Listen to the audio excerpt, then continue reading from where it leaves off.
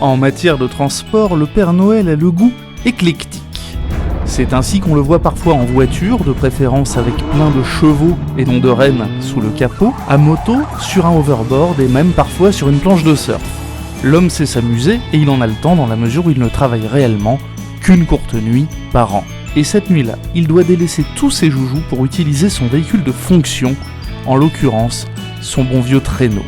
Un moyen de transport qui existe depuis l'Antiquité, voire un peu avant, et dont le Musée national de la voiture situé à Compiègne, dans l'Oise, possède une collection unique de modèles fabriqués entre les XVIIe et XIXe siècles.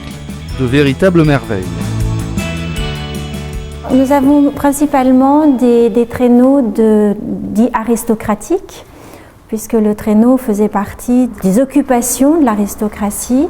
L'objectif étant de se montrer à la cour. Donc évidemment, les premiers traîneaux sont apparus dans la seconde moitié du XVIIe siècle dans les pays où il fait froid, puisque les patins servaient à glisser sur la neige ou sur la glace, donc dans les pays germaniques et en Hollande.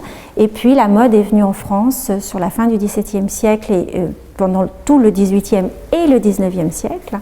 Et puis la plupart d'entre eux avaient des effets où les yeux s'éclairaient, la fumée sortait. Enfin, on est dans le spectacle, voilà, dans la mise en scène. Mmh. Donc c'est le cas pour ces traîneaux qui sont à la fois germaniques et français. D'autres traîneaux sont d'origine hollandaise et sont très caractéristiques de la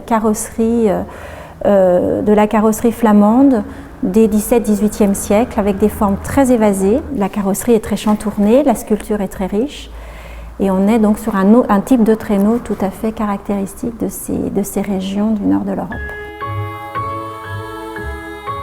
De superbes témoignages du temps passé dont le soin porté aux détails rappelle celui dont font preuve aujourd'hui les constructeurs de voitures de luxe et de sport. Une seule absence, hélas, lors de notre visite, celle du modèle utilisé par un grand barbu vêtu de rouge. Mais on nous a promis que le modèle reviendrait une fois la période des fêtes achevée. Alors nous, on a eu envie d'y croire.